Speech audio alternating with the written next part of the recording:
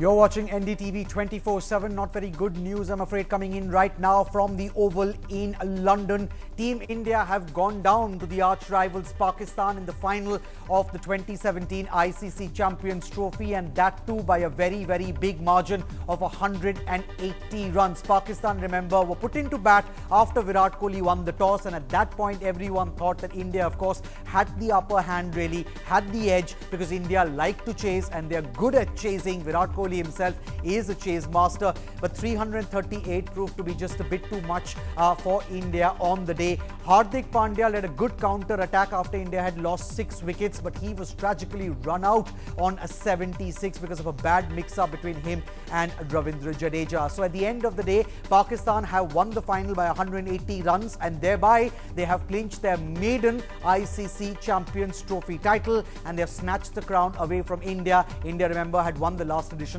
in 2013. There on your screens is the scorecard from that match. Just a quick recap of what happened in the match, which was the final. Azhar Ali made 59. Fakhar Zaman, one of the openers for Pakistan, was dropped on 3 when he was caught behind, and he eventually went on to make 114 runs. There was also Mohammad who made 57 for Pakistan, which took them to 338, which was a big score, really. Joining us now to talk about this match and what exactly went wrong for Team India at the Oval is former India captain Ajay Jadeja. Ajay, thanks so much for joining us again here on NDTV. It was looking as if India might just pull off a miracle win, pull out a rabbit out of the hat, really, when Hardik Pandya was batting, and he had hit, 6 sixes at that time. That mix-up between Jadeja and Hardik Pandya, it was, of course, very costly. But what do you put that down to? Because these kind of mistakes you really don't see this Indian team of late making very often.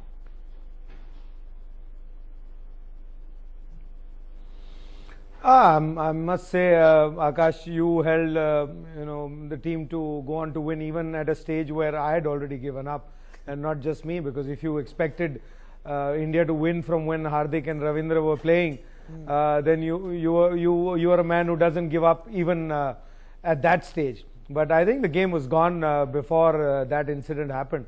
Don't forget, you were chasing 339 this time, and at that stage, you needed, when that run out happened, I think you still needed about 200 runs, and so you expect Hardik to score another 140 and Ravindra to score a 60 at more than 8 runs and over. I think it was gone long before that. And why that happened is, for various things. And I just heard you make that opening statement saying, once that first opening partnership for Pakistan, where he was caught and it was a no ball and the catches was dropped. I think from there on, not many things went for India, and that is why you see one after the other. You see these run-outs, or you see people playing certain shots. The pressure comes on, then the bowlers get on top of you. These things happen when you're on a roll. You don't have to go too far. I keep saying, you keep looking at this tournament only. What you did to Pakistan in game number 1 is exactly what has happened to you in the finals. Well, Ajay, what they say now, it's quite a common refrain, really, across cricket commentary, across the world, really, that hindsight is perfect vision. But given that it is, of course, perfect vision, we can analyze a match that has gotten over much better. This was a pitch which was being tagged as a batting paradise. We saw, even though Pakistan lost the toss and they were put into bat, they still went on to make 338. When the famed Indian batting lineup went out to bat, what really happened? Would you put it down to very good bowling by Pakistan, or was it that the pressure of chasing 339 against the arch rivals and then losing, of course, a couple of quick wickets really got to a team that has overall been very good in the recent past?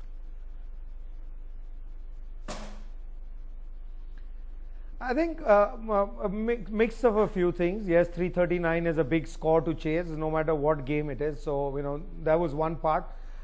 When we lost wickets at the top, I think the difference was, the bowling is different. Amir has done it every time that he's played against India. You were fortunate, or we were fortunate in Dhaka last year in that T20 final, or was it the semi-final, where he picked up 2 wickets or 3. But Virat Kohli went on to get a 70 not out and see the team through. He held the innings together there, but he had bowled that well. Even in the first game where India won, And we were talking about this at the pre-match show, that the first over of Mohammad Amir against Rohit Sharma in that first game, not today, but the first game in this Champions Trophy, the first 4 balls, he missed, played and missed, played and missed. And we were talking and I said, what if he had edged one? You would suddenly be 1 down. Yeah. So the quality of bowling is definitely, which is superior that Pakistan has. And there was no doubt in that. And, Virat Kohli is human as well. You can saw that today. He not once, but he got out twice in 2 balls, yes, which can happen on a day. I don't think I would look at this and say, oh, you cannot analyze this game very deep because your team is still a superior side. We are a better side. What happened today is you've been surprised by a couple of young boys from Pakistan. They came out and did exceptionally well because there is the cricket that is played around the world now, and like you said, the game has changed. It's played a lot with the coaches and computers and analyzing each other. How do you analyze a person who you haven't seen much, who hasn't played international cricket? And I think that's where we fell short, and we were short of ideas on the field while we were fielding.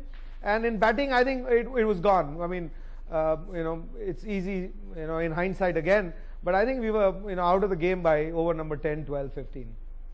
Right, Ajay, looking just again at, what happened today. If you look at the margin of victory, which is 180 runs, this incidentally is the highest margin of victory ever in an ICC tournament final. The one before this was when Australia beat India at the Wanderers in 2003.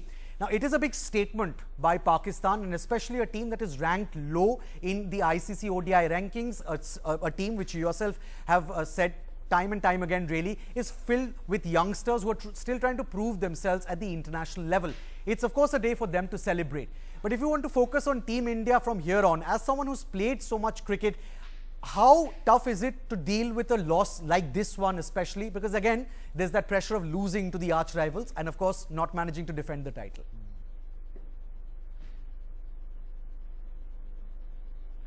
It is a tough one. We talked about this at the start of the game, and I said, remember that game in 2007 finals, India-Pakistan? We won that, and after that they've just not been able to win.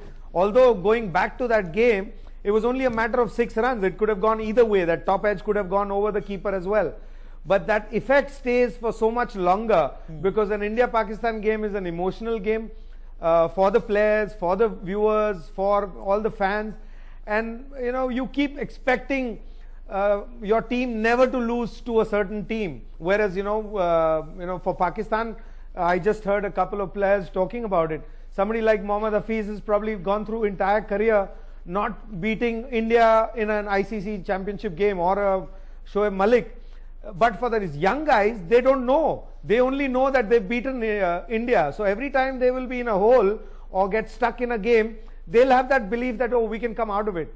So experience brings in benefits, and experience also brings in a lot of fear as well in life. A child is fearless, but as you grow older, you start fearing things. You don't take decisions similarly. A good example to watch today was Hardik Pandya. I mean, yes, we were 7 down or 6 down. Had Dhoni been there or Virat Kohli been there, do you expect 3 or 4 sixes in an over at that stage? No, because you expect different things from experienced players, and a young man goes out there and expresses himself. So there is advantage of youth, and that is why it is always said, any team in the world, there is no formula. It's a mix of youth, mix of experience. You got to find a right balance.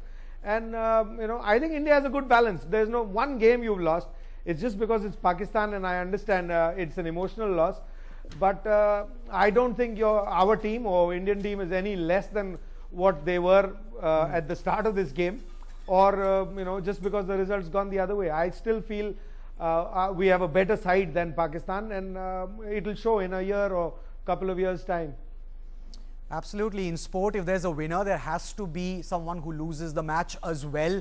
And, I hope fans also realize that, and they listen very carefully to what Ajay Jadeja is saying, that the Indian team is a much superior team. There's so much cricket still left to play. There's, of course, the tour of West Indies coming up. Talking about the fans, let's go across to Yash Chawla, who joins us live from New Delhi. Yash, I understand, of course, that the fans must be terribly, terribly disappointed at this time. But what exactly have they told you in terms of how India lost today? Well, the fans were very optimistic right at the halfway mark. They thought 339 could be a chaseable target. But then slowly and steadily as the wickets fell, you can see right behind me, now that everyone's left because the match is over, but slowly and steadily as the wickets fell, people started to walk out. The maximum number of people who walked out were after the wicket of Virat Kohli. But I still have with me some very faithful Indian fans who still support the team and who always will support the team like everyone else. So first up, where do you think India lost this match? I feel that we lost the match right at the start, in the first inning itself. I mean, look at the confidence of the Pakistani team. I think they played really good cricket. I mean, chasing 340 plus would anyways have been a difficult task for the second team. However, we've been known for our batting. We still believed in our, batting side. But the way the wickets started falling down from the first over itself seemed that the confidence was somewhere lacking. And still a spirit came up. I mean, Pandya started playing really well. We still thought that there's somewhere a spark. We could still win the game. But after he left, in the way people started, falling. I mean, certainly, India didn't play well, and credit to the Pakistani team. I think they played really, really good cricket in both the innings. Well, sports is something where one team wins and the other one loses. But, ma'am, Pakistan, they've been top in batting. They were on top during the bowling as well. Where do you think, who was that standout performance for Pakistan who took the game away from India? I believe it was Hassan Ali, because he really took crucial wickets at a time when it seemed that, Pandya was really could have taken India towards like a chaseable target or towards win. So that's what I feel. All right. So overall, not a great performance from India, but of course we are Indians. We'll always support a team and we'll always be there for our team when it comes to support it needs. Back to Akash.